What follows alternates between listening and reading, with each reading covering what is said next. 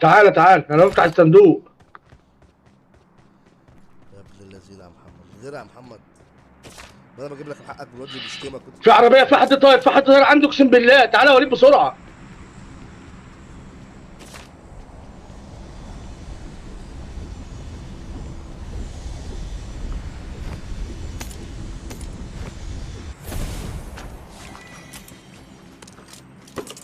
هات الكروزر دي عشان ما ازعلش منك، عشان اقسم بالله العظيم لما خرجتنا لا ما هتكلم معاك. هات الكروزر. خدت التل اللي انت بتذلني سيبوا لي بيه، اي حاجه طيب.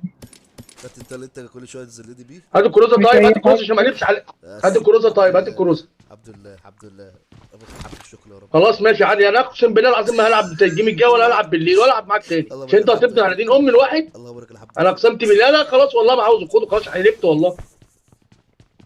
يلا بالشفا حبيب قلبي، يلا العب بقى مع نفسك بقى بعد كده بابجي. يلا يا محمد كده يا محمد، ومش مكتوب يلا باسمك يا يلا اسطى، العب معاه. مش مكتوب باسمك لا والله انا حلفت بالله، لا والله مكتوب عشان انت باسمك. بتبطل عليا. انت طب- عارف لو انت مثلا بتطمع انما انت بتبطل عليا، فانت عشان بتبطل عليا وانا تعبان فانا مش هلعب كونسوم بابجي دي تاني. طب بس هو مكتوب باسمك يا اسطى، يعني انت لو انا مسكتها هتحصل حاجه، هيجي حاجه في الدنيا.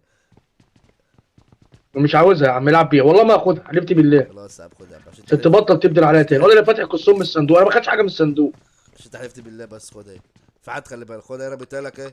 لا مش عاوزها، لا مش عاوزها، مش عاوزها.